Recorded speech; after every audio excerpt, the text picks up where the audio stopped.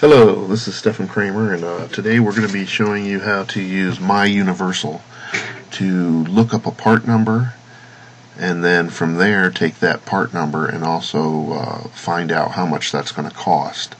All of this is done through the MyUniversal site. So first thing you want to do is open up your browser, and then you're going to type in, basically you're going to type in this right here, this address. Okay. I would probably make a shortcut either on your browser toolbar or a shortcut on your desktop, one of the two. Once you get in here, you can go to the product type, and then you need to go to the product type for your machine.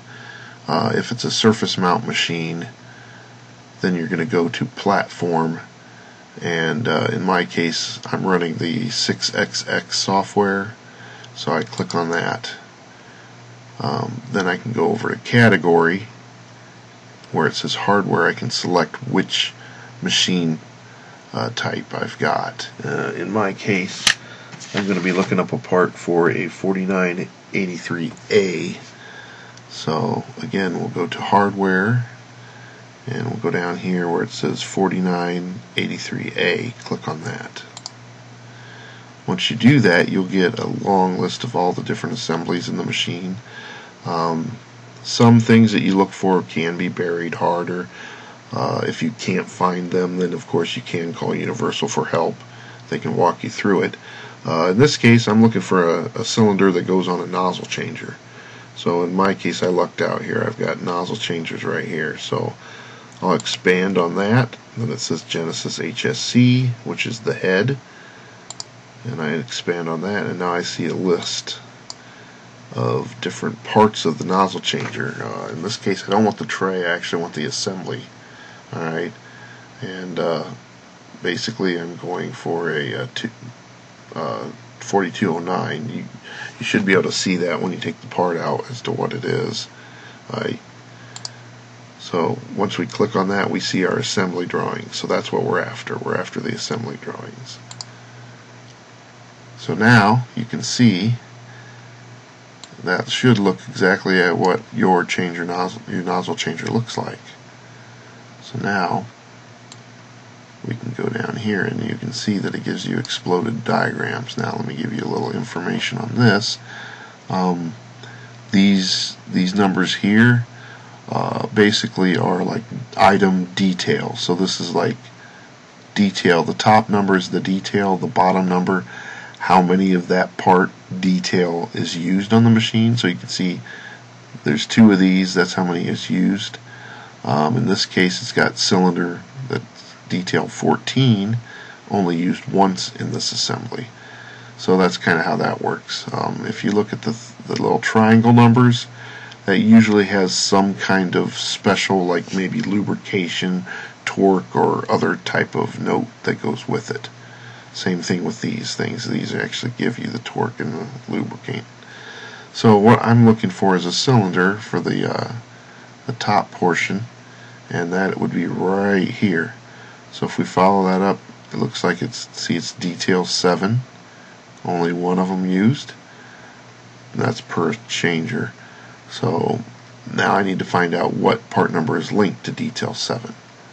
So you just scroll down until you get to an itemized list of the details. Alright, so here we are. We go down and I find detail 7. Detail 7 is my double acting cylinder, which is what I was looking for. So at this point I want to write down this part number. See, it says item number, that's the same thing as part number. So I'm going to write down 46045802. Alright, so at that point I'll just leave this browser up, and I'll open up a new tab. And now I want to go to a place where in MyUniversal where I can actually get a price.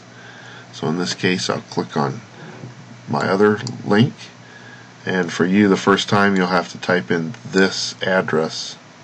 But once you type in this address, then you can turn that into a shortcut or a favorite place or whatever.